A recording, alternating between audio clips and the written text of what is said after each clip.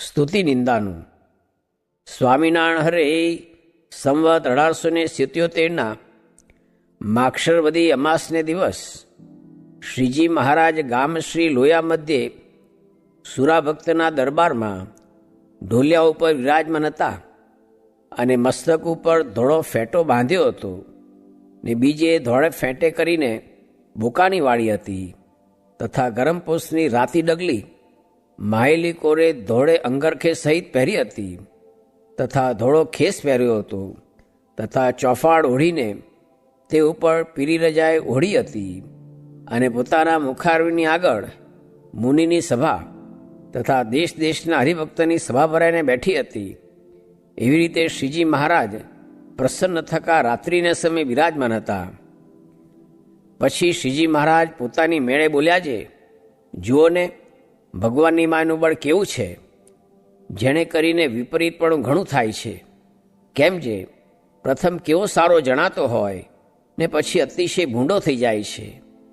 એમ કહીને પછી વળી પરમહંસ પ્રત્યે બોલ્યા છે, આજ તો પ્રશ્ન પૂછો તો વાર્તા કરીએ. ત્યારે નિત્યાનંદ સ્વામી પૂછ્યું છે, હે મહારાજ, પ્રથમ સારો હોય ને સ્તુતિ કરતો હોય અને તેનો તે પાછો નિંદા કરવા માંડે છે, માટે સૂજે એવો દેશ કાળ ક્રિયા સંગ વિષમ થાય તો પણ સારો ને સારો જ રહે, પણ કોઈ રીતે વિપરીતમતી થાય નહીં, તે શાણે કરીને થાય.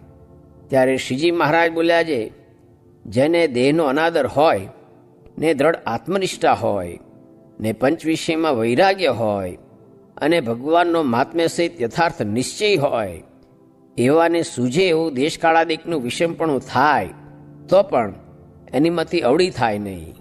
અને જે દેહાભિમાની હોય ને પંચવિષયનો અતિશય અભાવ ન થયો હોય, તેને જ્યારે સંત એ વિષયનું ખંડન કરે ત્યારે તે સંત મોટેરા હોય તેનો પણ અભાવ આવે ને ભગવાનનો પણ અભાવ આવે. અને ભગવાનનો તો યથાર્થ નિશ્ચય હોય તો પણ જો પંચવિષયનો અત્યંત અભાવ ન થઈ ગયો હોય ને તેની આસક્તિ હોય ને તે વિષયનું મુક્તાન સ્વામી જેવા ખંડન કરે તો તેનું માથું શસ્ત્રે કરીને મુકાવી દે એવો દ્રોહ કરે. પછી વળી નિત્યાનંદ સ્વામીએ પૂછ્યું છે, કોઈકને દેહાભિમાન તથા પંચવિષયની આસક્તિ હોય તો પણ તે સત્સંગમાં નભ્યો જાય છે, તે કેમ સમજવું? ત્યારે શ્રીજી મહારાજ બોલ્યા છે, એને જ્યાં સુધી કોઈક ધક્કો નથી લાગ્યો ત્યાં સુધી નભ્યો જાય છે, પણ જ્યારે કોઈક મોટા સંત અથવા ભગવાન તે માનને ખોદશે તથા સ્વાદ, દેહાભિમાન, લોભ, કામ, ક્રોધ એને ખોદશે ત્યારે એને જરૂર તે સંતનો અભાવ આવશે. ત્યારે એ જરૂર સંતનો દ્રોહ કરશે ને સત્સંગમાંથી વિમુખ થશે. જેમ સર્પે લાળ નાખી હોય એવું જે દૂધ સાકર તેને જેણે પીધું હોય ને તે જીવે છે, તો પણ તે ઘડી બે ઘડીમાં સાંજ સવારે આજકાલ જરૂર મળનારો છે. તેમ જે દેહાભિમાની છે તે મહિને બે મહિને, વર્ષે બે વર્ષે, 10 વર્ષે દેહ મૂક્યા સમયે દેહ મૂકીને જ્યારે ત્યારે પણ એ જરૂર સંતનો અભાવ લઈને પડી જશે. અને જેને દેહાભિમાન ન હોય અને એમ સમજતો હોય જે અંતઃકરણ ઇન્દ્રિયોનો પ્રકાશક ને જેણે કરીને દેહ ચાલે છે, હાલે છે, એવું જે સત્તારૂપ આત્મા તે હું છું, તે હું ધન સ્ત્રી આદિ કોઈ પદાર્થે કરીને સુખી થવું એવો નથી ને એ પદાર્થ ન મળે તેને કરીને દુઃખી થવો એવો નથી. એમ દ્રઢ સમજણ જેને હોય તેને સંત ગમે તેવી રીતે પંચવિષયનું ખંડન કરે તથા દેહાભિમાનનું ખંડન કરે તો પણ તે સંતનો અભાવ કોઈ રીતે આવે નહીં અને તુચ્છ પદાર્થ સારું સંત સાથે બખેડો થાય નહીં ને આંટી પણ પડે નહીં. પછી નિત્યાનંદ સ્વામી પૂછ્યું છે, જેને પંચવિષયનો અભાવ હોય તે કેમ જણાય? ત્યારે શ્રીજી મહારાજ બોલ્યા છે, જેને વિષયનો અભાવ હોય તે એમ જણાય જે જ્યારે કોઈ સારું ખાવાનું આવે ત્યારે તેને ખાય, પણ જેમ જેવું તેવું ખાતો હોય ને તેમાં આનંદ હોય તેવો આનંદ રહે નહીં, મૂંઝાઈ જાય.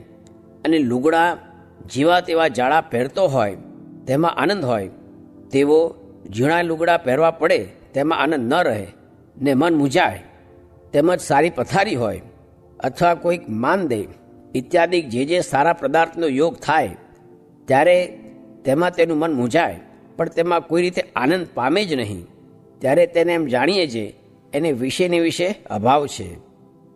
પછી મુક્તાનંદ સ્વામીએ પ્રશ્ન પૂછ્યો છે, હે મહારાજ, એ પંચ વિષયનો અભાવ કેમ થાય?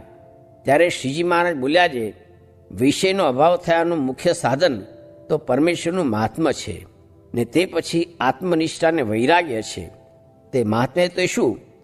તો જે ભગવાનની બીકે કરીને ઇન્દ્ર વરસે છે, સૂર્ય અગ્નિ ચંદ્રમાં પ્રકાશ કરે છે, પૃથ્વી સર્વેને ધારી રહી છે, સમુદ્ર મર્યાદા નથી લોપતા, ઔષધિઓ ઋતુને પામીને ફળે છે, અને જે ભગવાન જગતની ઉત્પત્તિ સ્થિતિ પ્રલયને કરે છે, અને જેની શક્તિ કાળ છે, માયા છે, પુરુષ છે, અક્ષર છે, એવી રીતે જે ભગવાનની મોટપને સમજતો હોય તેને જગતમાં એવું શું પદાર્થ છે તે બંધન કરે?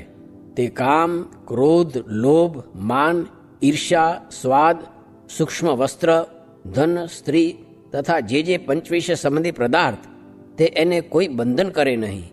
કાંજે એણે તો સર્વનું પરિમાણ કરી રાખ્યું છે.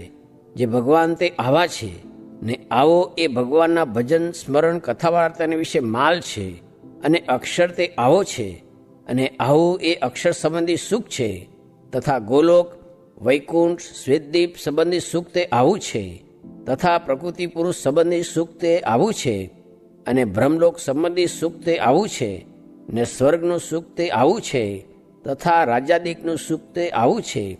એવી રીતે એ સર્વના સુખનું અનુમાન કરીને અને ભગવાનના સુખને સર્વથી અધિક માનીને જે ભગવાનને વિશે જોડાણો હોય તેને એવો કયો પદાર્થ છે તે ભગવાનના ચરણાવીથી પાડે?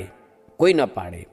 જેમ પારસમણી હોય તે કોઈક લોઢાને અડીને તેનું સોનું થયું, તે સોનું પાછું પારસમણીનું કર્યું પણ લોઢું થાય નહીં, તેમ એવું જેણે ભગવાનનું મહાત્મ્ય જાણ્યું છે તે ભગવાનનો પાડ્યો પણ તે ભગવાનના ચરણાવીથી પડે નહીં, તો શું બીજે પદાર્થે કરીને પડે? ન પડે. અને એ ભગવાનને ભસતા હોય એવા જે સંત, તેનું પણ એ બહુ મહાત્મ્ય સમજે. જે એવા મોટા જે ભગવાન તેના સાક્ષાત ઉપાસક એ સંત છે, માટે એ બહુ મોટા છે. જેમ ઉદ્ધવ પોતે કેવા મોટા હતા, પણ જો આવી રીતે ભગવાનનું મહાત્મ્ય સમજતા હતા તો પોતાને કોઈ ડાપણનું માન ન રહ્યું, અને ગોપીઓના ચરણની રજને પામવાને ઈચ્છ્યા અને વૃક્ષવેલીનો અવતાર માગ્યો. કેમ જે એવા મોટા ભગવાન જેના માર્ગને વેદની શ્રુતિ ખોળે છે, તે ભગવાનને વિશે એ ગોપીઓની પ્રીતિ અતિશય ભાળી. તેમ એવા ભગવાનના સંત હોય તેને આગળ માન કેમ રહે? તેને નમાય કેમ નહીં? તેને આગળ તો દાસાનું દાસ થઈ રહેવાય. અને 5 ખાસડા મારે તો પણ ખમે, અને એમ સમજે જે મારા મોટા ભાગ્ય થયા જે એવા સંતનો હું તિરસ્કાર સહું છું. નહીં તો પ્રારબ્ધવશ થઈને બાયડી છોકરાના તિરસ્કાર સહેવા પડત, તથા મા બાપના તથા રાજાના તિરસ્કાર સહેવા પડત, અને પ્રારબ્ધવશ થઈને ડોડીની ભાજી ખાવી પડત, તથા મોત ખોદીને ખાવી પડત. તે કરતાં આ સંતને સંગે રહીને હું નિસ્વાદી વર્તમાન પાડું છું, તે મારા મોટા ભાગ્ય છે. અને પ્રારબ્ધવશ થઈને જેવા તેવા વસ્ત્ર તથા ચિથરા પહેરવા પડત, તે કરતાં આ સંતને સંગે રહીને હું ગોદડી ઓઢું છું, તે એ મારા મોટા ભાગ્ય છે. અને સંતની સભામાં જાય છે ને પોતાને માન જડતું નથી, ત્યારે સંતનો અવગુણ લે છે, ત્યારે એને સંતની મોટપ જાણ્યામાં આવી નથી, નહીં તો અવગુણ લેત નહીં. જેમ મુંબઈનો ગવર્નર સાહેબ ખુરશી નાખીને બેઠો હોય ને તેની સભામાં કોઈ ગરીબ માણસ જાય ને તેને ખુરશી ન નાખી દે ને આદર કોઈ ન કરે, ત્યારે કાંઈ એને તે ઇંગ્રેજ ઉપર ધોકો થાય છે ને કાંઈ તેને ગાળ દીધાનું મનમાં થાય છે? લેશ માત્ર પણ થતું નથી. શા માટે? જે એ ઇંગ્રેજની મોટાઈ જાણી છે, જે એ તો મુલકનો પાતશાહ છે ને હું તો કંગાલ છું, એવું જાણીને ધોકો થાય નહીં. તેમ જો સંતની મોટાઈ જાણી હોય તો તે સંત ગમે તેવો તિરસ્કાર કરે તો પણ ધોકો થાય નહીં.